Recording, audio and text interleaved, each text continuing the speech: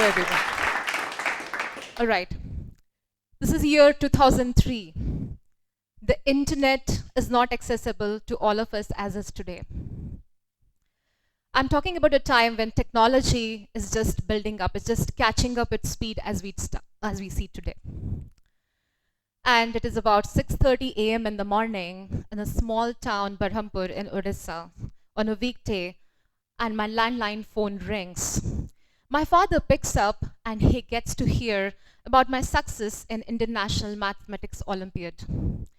I had made it to the top 30 at that point in India. And he also gets to hear that I am the first girl from Odisha to qualify into International Mathematics Olympiad. I was happy, my family was overjoyed. And then I go to Homi Bhabha Research Center in Mumbai to attend the International Mathematics Olympiad camp. And I get to see that there are only 4 girls among 30 all over India. I was like, okay. Fast forward to 2019. Again on a weekday at around 9:30 a.m. in the morning, this is in the city of Hyderabad, I'm going to my office and my phone beeps. I get an email notification, and this notification is about a promotion email. The subject says, Sonali Nanda promoted to Vice President Product. I'm like, okay. And then I open my email, I park my vehicle, I open my email, I start reading out of curiosity. And it talks a lot about what got me here. It talks a lot about what stays ahead of me.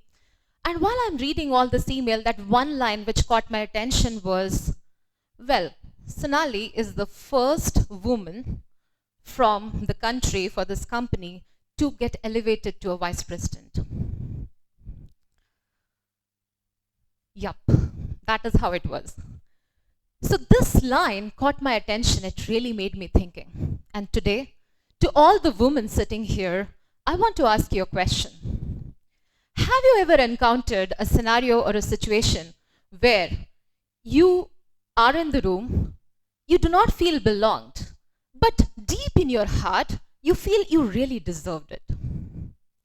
And to everyone else in the room, maybe you have a mom or a sister or a girlfriend or a friend or a wife who might have sometimes shared this experience with you. As you start thinking and reflecting on my question, let me introduce myself. So this is Sonali here, as you already know me by now, a seasoned SaaS product leader, and I love building products. I'm very passionate about building my teams who can create value for customers and value for business. I, along with my team, have built several global products across 0 to 1, 1 to 10, 10 to 100 journeys. I'm humbled to hold 4 US patents. I'm really, really happy and proud of the teams I have worked with. At some point in my career, I led teams of greater sizes. You can think about hundreds of full-time employees and hundreds of interns. Think about this scenario. Today, we are talking about celebrating those firsts. A lot of times, when people get to celebrate the first, they get rejuvenated. But for me, somewhere, every time this first thing occurred, it made me happy, but it also made me troubled. Deep in my heart, I was thinking, hey, what can I do about this? Why always this thing of first girl, first woman, first lady? It's great, but why the first? So the question which always occurred in my mind was, how as a leader can I create an ecosystem or create an environment where the first woman feeling or the diversity of the celebration for diversity starts becoming a rarity. And the celebration for diversity starts actually becoming a norm, right? So with that in mind, I also have a question for you. Let's start thinking, how can women become great? have great ambitions, have great goals, and can conquer the world, can become great leaders, and can chase dreams of the greatest order, of the highest order in the world, and not compromise or not settle for mediocrity at all. Can that be possible? As you think about it, I will share with you my point of views. Today we are in a world where there is no lack of equal opportunity. We were in a world a few years back where women did not have the right opportunities, whether it's internet, whether it is promotion for education, and so on and so forth. But today we are in a world where there is no lack of opportunities, there is no lack of equal opportunities. Then why are women still behind? Why, when you look at any challenging role or any responsibility index rising, the women are still few? My answer to this question is, it's not lack of opportunities, but it is about having the right mindset, the right intent, the right willingness, and the right priorities. Think about it for a moment. Women play the role of a mom. A mom sacrifices almost everything in their life to ensure that the kid is raised fine. They nurture the kid, they grow the kid, they give a beautiful life to the kid. And a mother a lot of times goes out of their comfort zone to make that happen. They face criticisms, they might sacrifice. And a mother is considered as one of the strongest individual on earth. But a mother is also a woman, isn't it? And if a mother is a woman and a woman can do all of that, why all of that cannot translate into a career? And that's where I feel it is about the intent and the mindset and not about anything else. So today I'll take you through a 5-point framework of how women can lead and get the achievements or the success of that highest order. 1. Take charge of your own success. A lot of times when we fail, we start saying, oh, this situation was not good. You know, I encountered a scenario which was not good. I failed because I did not have support from some person or a mentor or so on and so forth. But what if we start taking a step back and thinking and saying, hey, what could I have done better given that situation or scenario? And start owning our success. I'll take you back to my engineering days. At that point, around 2006-07 time period, robotics was just picking up. That means people were building robots as engineering students. These were like line tracers, step climber robot, and you go and participate in TechFest. So ours was the first female-only team. That means all the 4 members were females, and we were trying to build a step climber robot to present in one of the IIT's TechFest. At that time, there were very limited resources. We had to get all the robotic materials sourced from different parts of India, do a lot of research. So 4 months of effort had gone, literally 4 months, 2 hours of sleep only. And we were 20 days away from the Tech Fest. We realized that we need 8,000 rupees to buy critical parts to complete the robot. And what would I tell you? It was 9:30 p.m. in the night. We were discussing that we do not have money. We had exhausted all our sources. We could not have gone back to our parents to ask for money. So we had 2 options. One option was obviously to give up. And the second option was somewhere where I was thinking, no, I don't want to give up. But then we didn't have an answer. So I stepped out of the room, walked on the corridor for 10 minutes. I still remember the scene vividly. Picked up my phone, and that time we didn't have smartphones. This was a keypad phone. I picked up the keypad phone.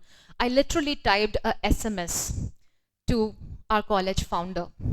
And I wrote to him this: Dear sir, namaste. I am so and so, and our team is the first female-only team. We are building a step climber robot for so and so Tech Fest. And I do not, unfortunately, have the money. Can we take a loan from you for around 10K, and it'll be great if you can give that to us, and we will return back the money to you. I sent this SMS out to the founder of the college at around 10 o'clock in the night. I just didn't know what will happen the next day. Next day morning, 7 a.m., the door knocks. I wake up and then someone tells me, hey, the warden is calling you urgently. So I dress up, go down. I was staying on the 4th floor in the hostel. All the while I was thinking maybe I'm going to be rusticated from the college or I'm going to be given a huge scolding for whatever I had did last night. I reach there and I find my founder standing there, 7 a.m. in the morning. He's standing right there with an envelope in his hands. And I didn't know what the envelope will have. So I go there, I talk to him, and then he says, well, Sonali, I read your message. Here is your money. And you do not have to bother to return it to me at all.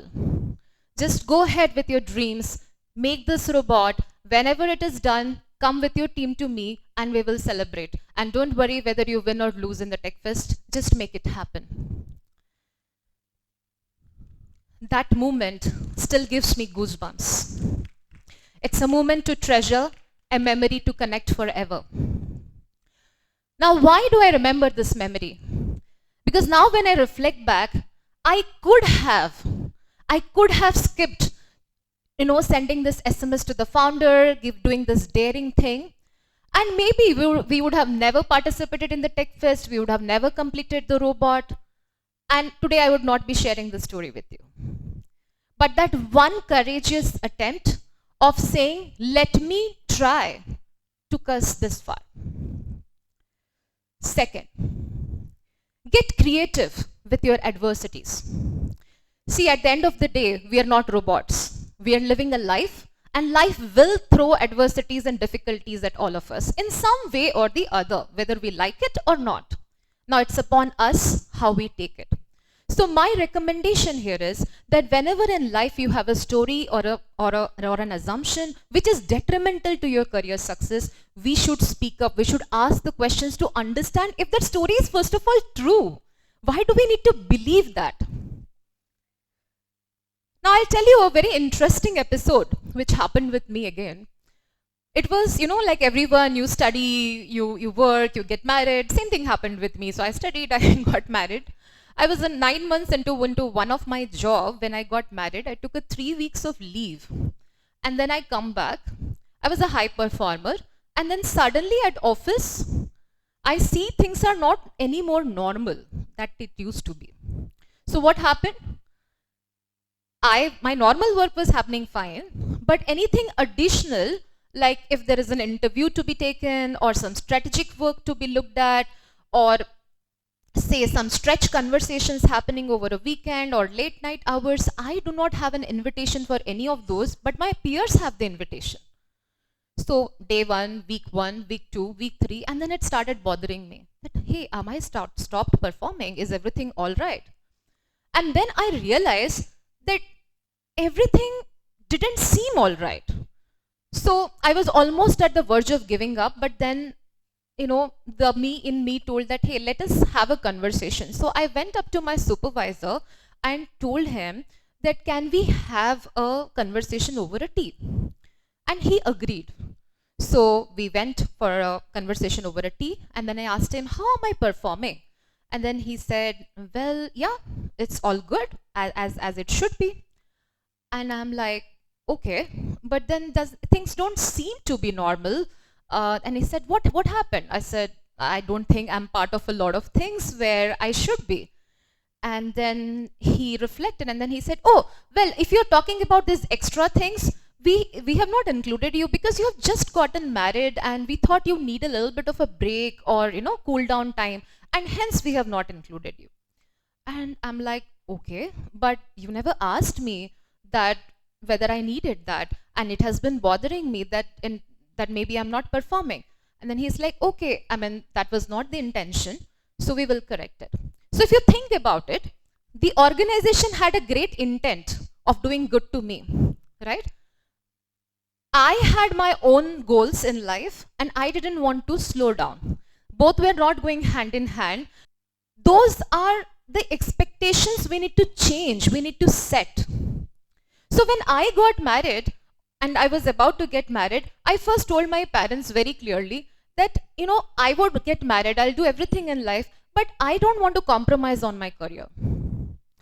When I got married, I told the same thing to my husband and to my in-laws. So from day one, the expectation was set. That doesn't mean I don't respect them. That doesn't mean I don't do household activities. My in-laws family was very open-minded and welcoming. But we were in a joint family to begin with, and there used to be some household activities, right? So I, my husband, and my brother-in-law, three of us used to work together. Work in different offices. So I made it very clear, although it didn't need to be, I made it very clear to both of them that let's share some of the responsibilities at home, especially if three of us have to do something. So that three of us have a work as well as household responsibilities. That just made life easy. It was just about a conversation, nothing else. Not that it is easy, but something we need to do. Okay.